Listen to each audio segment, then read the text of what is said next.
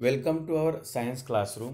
Today we are going to learn experiment number 9, study of industrial important microbes.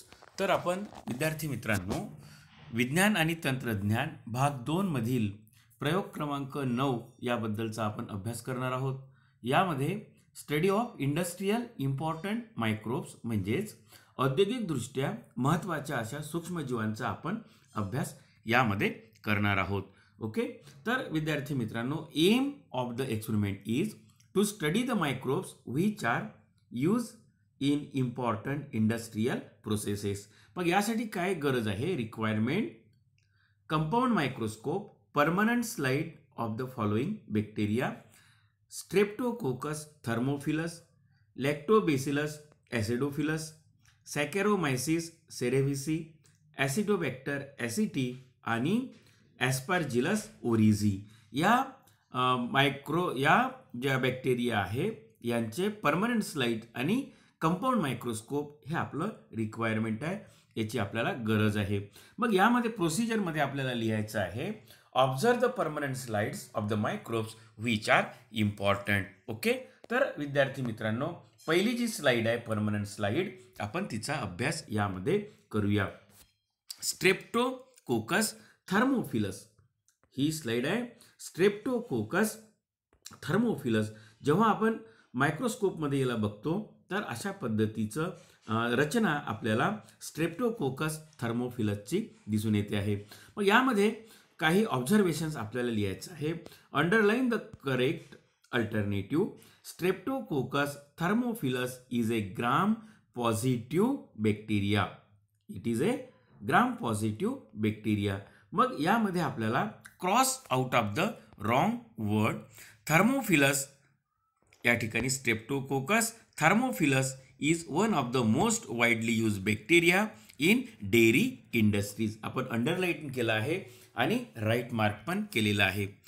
त्यानंतर दुसरं आहे mozzarella cheese and yogurt are manufactured using this microbes. Mozzarella जे cheese आहे आणि yogurt आहे हे तयार करण्यासाठी या बॅक्टेरियाचा स्ट्रेप्टोकोकस थर्मोफिलसचा यूज होतो आहे. It turn milk sugar lactose, मिल्कमध्ये शुगर लॅक्टोज असते, इंटू लॅक्टिक ॲसिड.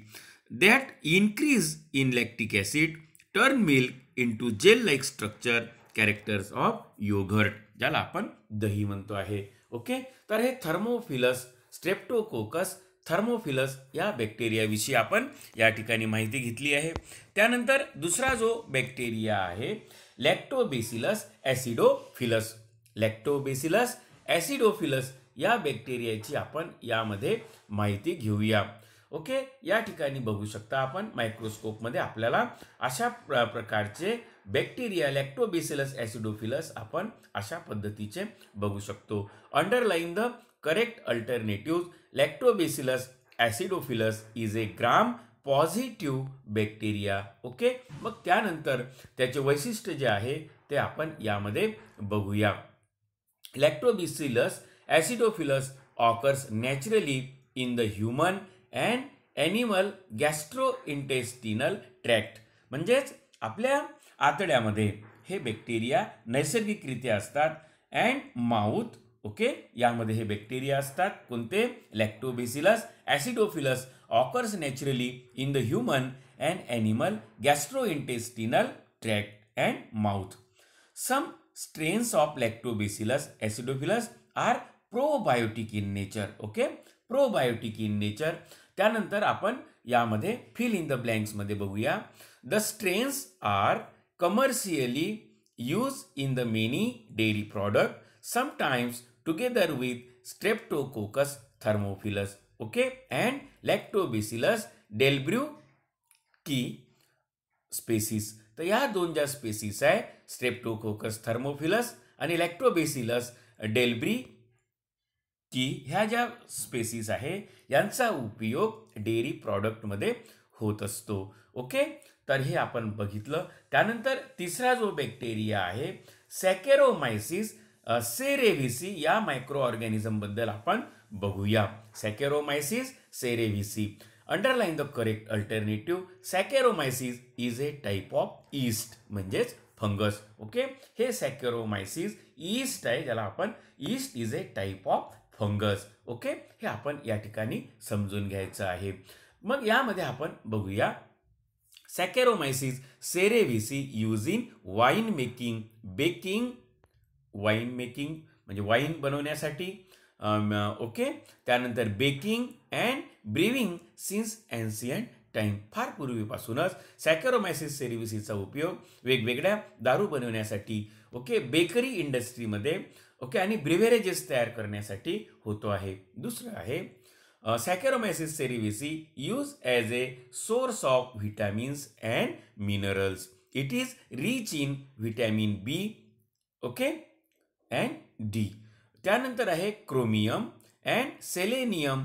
ओके, हे आपण या ठिकाणी बघतोय. B and D vitamin help maintain the health of hair, skin, mouth and liver and eyes. Okay, they also aid in breaking down fats, proteins and carbohydrates for a quick supply of energy. Okay, त्यानंतर आपण मित्रांनो बघूया या 3 bacteria micro ऑर्गॅनिझमचा आपण ईस्टचा पण या ठिकाणी अभ्यास केलेला आहे. त्यानंतर आपण बघूया ॲसिटोबॅक्टर ॲसिटी. ॲसिटोबॅक्टर ॲसिटी या बॅक्टेरियाबद्दल आपण माहिती घेऊया. आपल्याला मायक्रोस्कोपमध्ये ॲसिटोबॅक्टर अशा पद्धतीनं दिसणार आहे.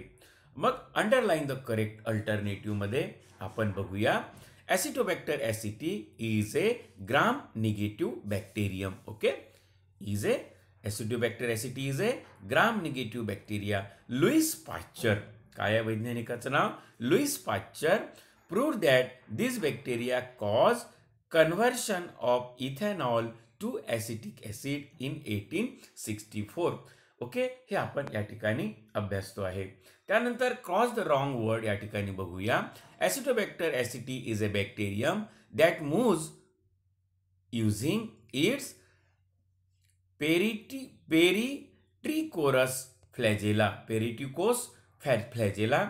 It is present everywhere in the environment, existing in alcoholic ecological niche, which include flowers, fruits, and honeybees, as well as in water and soil. Okay, it lives wherever sugar fermentation occurs. जिथे शुगरचं fermentation होते त्यामध्ये ॲसिटोबॅक्टर ॲसिटी उपस्थित असते. ॲसिटोबॅक्टर ॲसिटी हा जो bacteria आहे is use for the mass production of acetic acid. Okay, लक्षात आलं आपल्या? ॲसिटोबॅक्टेरिया हा जो आहे ॲसिटोबॅक्टर ॲसिटी यूज फॉर द मोठ्या प्रमाणामध्ये ॲसिटिक ॲसिडच्या उत्पादनामध्ये याचा उपयोग होतो. Okay, Acetobacter acid is used for the mass production of acetic acid for manufacturing vinegar. It is used for action on wines and ciders. Okay, हे आपण या ठिकाणी समजून घेतलेलं आहे. त्यानंतर पाचवा जो मायक्रो ऑर्गॅनिझम्स आहे बघा या ठिकाणी, लुक ॲट धिस. आपण बघूया या ठिकाणी ॲस्परजिलस ओरिझी. ॲस्परजिलस ओरिझी अशा पद्धतीनं मायक्रोस्कोपमध्ये आपण बघू शकतो.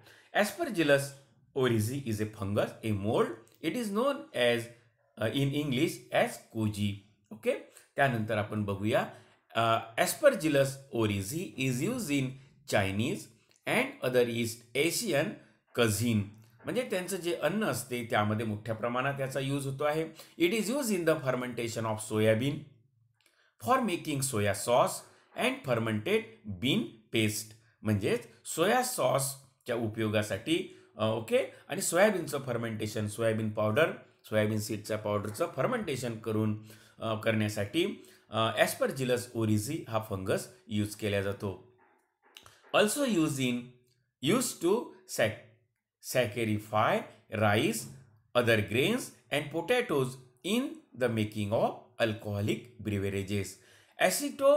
ॲस्परजिलस oryzae is also use for the production of rice vinegars. Okay, हे आपण या ठिकाणी समजून घेतलेलं आहे. पाचही आपण मायक्रो ऑर्गॅनिझमचा अभ्यास यामध्ये केलेला आहे. मग इन्फरन्समध्ये आपल्याला लिहायचं आहे.